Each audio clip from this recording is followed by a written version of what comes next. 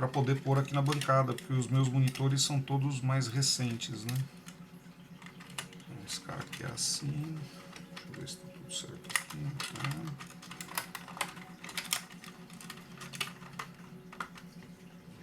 Joia. É estranho, né? Ele tem uma cavidade aqui, ó. Não tem por que ter esse aterramento aqui, muito esquisito. Mas, né, está aí. Esse retentor é deste lado aqui. Este retentor é deste lado aqui do berço. E os dois que estão quebrados são esses caras aqui. Vamos descobrir quem é quem. Agora vamos ver como é que está quebrado. Esse cara é de cima. Penso eu que este seja o de baixo. É isso mesmo. A boa e velha Bonder.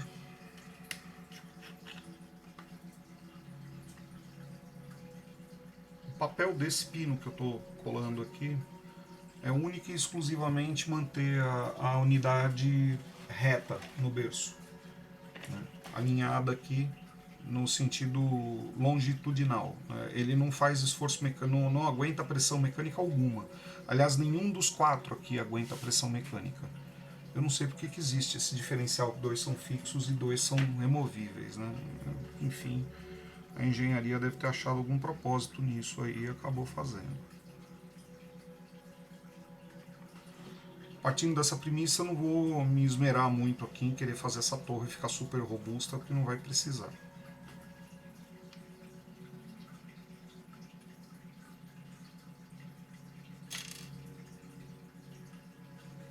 Ok.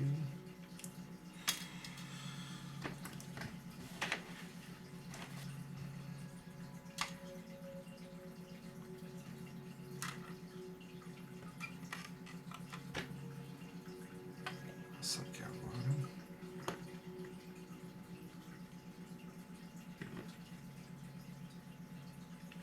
O lado com a maior cavidade é deste lado aqui, então a ponta que é protuberante é esta aqui.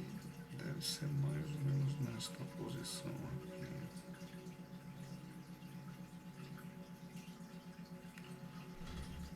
Está um pouco torto.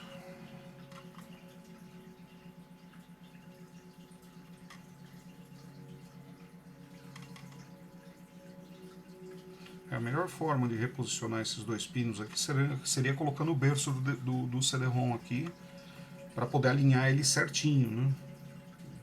Com toda certeza alinhado.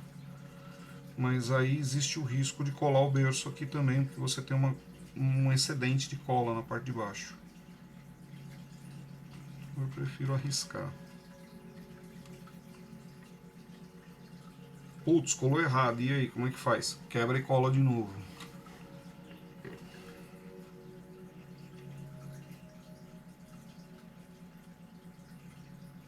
O que ocorreu aqui foi que esse videogame caiu, tá? Ele tomou um tombo, bateu com a ponta, e aí o berço deu um choque mecânico. As partes que estavam mais flexíveis não tiveram dano, as partes que eram fixas acabaram se rompendo e a unidade foi uma senhora paulada, viu? Que até a chapinha aqui entortou.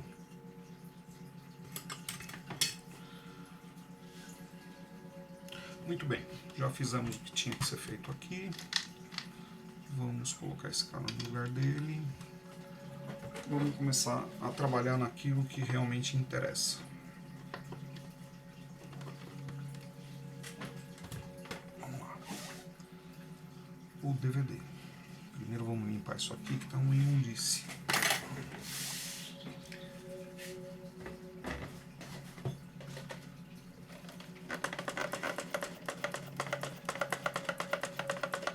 Nenhuma gota.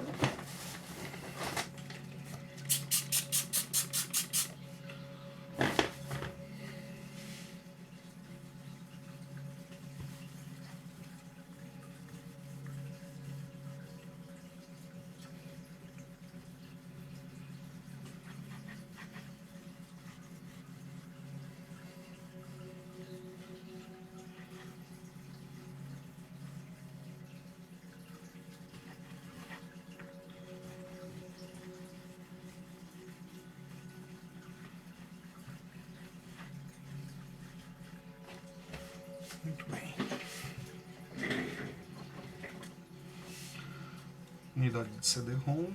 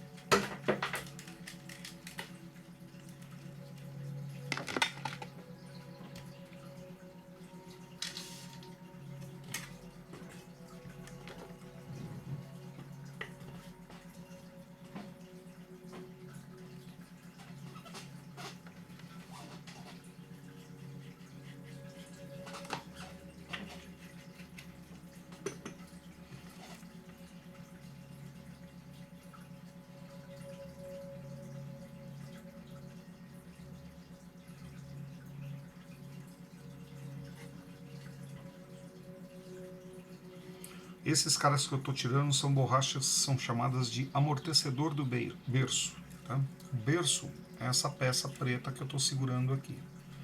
Tá?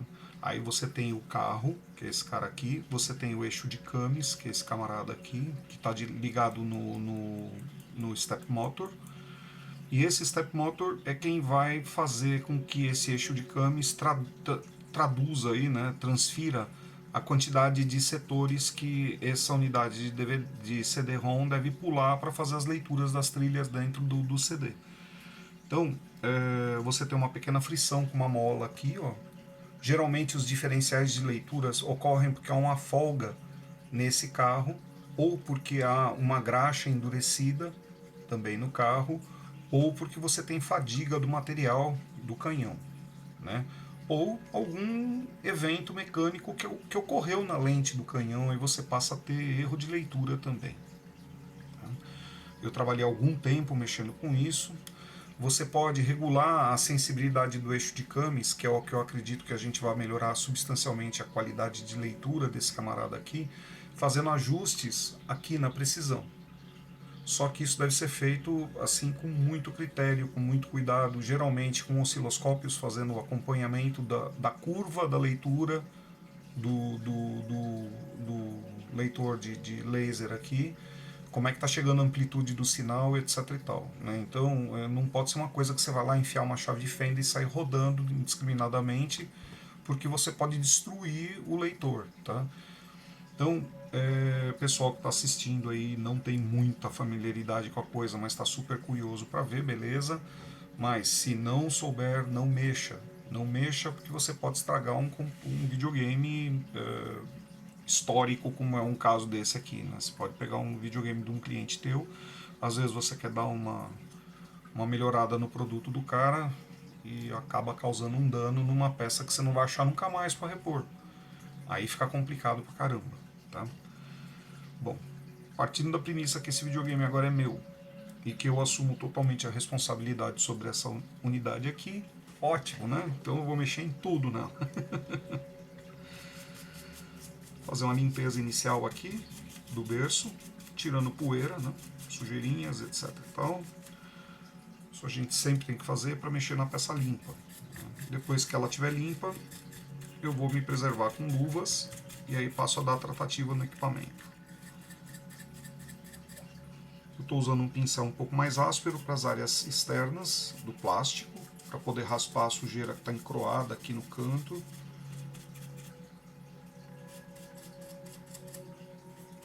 E depois, na hora que a gente for mexer numa parte mais sensível, eu pego um pincel com a cerda mais macia, só se for o caso, tá? Aqui geralmente a gente vai usar mesmo são cotonetes, né, para poder fazer a limpeza.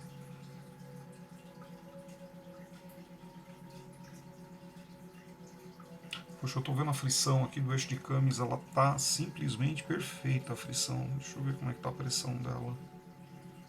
Eu não sei se vocês conseguem ver aí, ó, conforme eu mexo. Deixa eu ver se eu consigo calibrar aí. Aqui, ó, existe uma molinha aqui, conforme você empurra, o eixo libera a frição do eixo de Cummins, né? Na verdade, cada salto que esse motor de passo dá, quem transfere o salto são essas duas frições aí.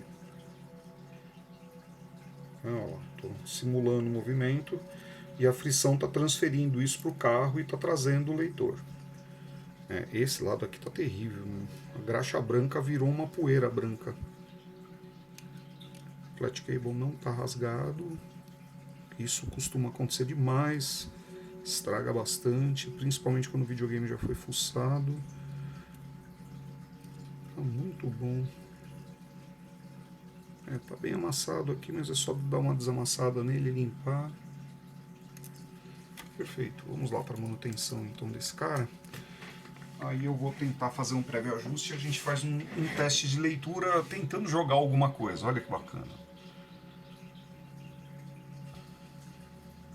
Seria interessante se eu conseguisse um CD original, né? Eu tenho CDs aí que foram gravados a partir de imagens, o único e exclusivo intento de testar o equipamento.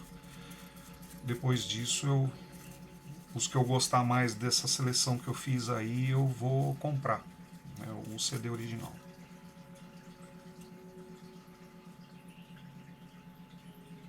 Ok. Existe um conteúdo graxo aqui, ó. A gente vai tirar.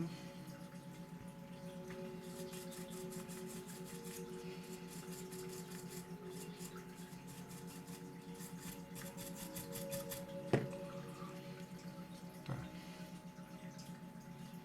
Iniciar a tratativa do carro. Só que para isso eu preciso manter essa lente afastada aqui. Eu não tenho. Existe uma peça que a gente coloca isso aqui quando vai retrabalhar com elas. Existe um lugar que a gente coloca que é aberto. Então a face com o leitor nunca toca nada, né? Eu quero ver como é que eu vou simular isso aqui. Que não é uma coisa que eu tô acostumado a mexer, né? Então vamos pensar. Eu posso deixar inclinado assim, ó. Só que aí a gente deixa o Direct Motor. Tem um motor aqui que chama-se Direct Motor. Por que é Direct Motor? Porque é um motor que está diretamente ligado à mídia, né? Então a cabeça do motor está no prato da mídia. A mídia é o DVD, né? O CD que vai estar aqui sendo lido, né? Então você tem um motorzinho aqui, que é o Direct Motor, e você tem um motorzinho aqui que é o Step Motor. Né? Esse motor aqui ele é um motor diferente, ele funciona a partir de pulsos. Né? Você vai adiantando ou atrasando o carro através de pulsos. Né? Ele é um motor de precisão. Esse cara aqui é o sensor de fim de carro. Né? Esse carrinho aqui ele vem andando. Conforme ele vai andando, a hora que ele chega na limítrofe máxima dele, ele ativa esse switch aqui, que a gente precisa ver se está funcionando. E esse switch indica a hora que esse motor deve parar, porque chegou no final. Né? Geralmente, quando esse switch está com defeito, você liga o videogame, coloca um CD de jogo lá, o CD faz um barulho que parece uma metralhadora, faz um trrr e para. Aí de repente ele trrr de novo e para. Por quê? Porque ele fica empurrando, tentando empurrar o carro para frente, aguardando o sinal desse camarada avisando que chegou no fim o carro. Então o motor fica batendo no fim e a frição abre e o eixo consegue saltar. Né? Ou seja, se você ficar forçando, você estraga esse eixo aqui, né? Você estraga a frição do eixo. Se ficar forçando nesse erro. Outro ajuste que é feito através desse parafuso aqui. Você faz o ajuste de inclinação orbital dessa cabeça aqui. Você pode ajustar a inclinação dela para direita e esquerda, para cima e para baixo, e você pode aumentar e diminuir a altura desse elemento. E existe aqui dentro também um sistema chamado Voice Coil, que é feito através de bobinas. Essas bobinas recebem energização e elas equalizam a altura da cabeça de acordo com a necessidade do feixe para que ele possa ser lido na unidade de CD. Então, um canhão de leitura de CD ou DVD, ou de Blu-ray, é uma coisa assim que tem tecnologia pra caramba, né? Você tem um negócio chamado pré-compensação de leitura e escrita. Se esse cara aqui fosse um CD gravador, por exemplo, você imagina o seguinte, você tem lá a mídia, né? Você tem um CD aqui, né, que vai estar aqui em cima, e esse CD ele é circular, né? Evidentemente, como todo bom disco, né, ele é redondo. Aí você parte da seguinte premissa, que você vai fazer a gravação nesse disco aqui. Sim, é o Casper, o fantasma camarada. A gente pode começar o teste com ele.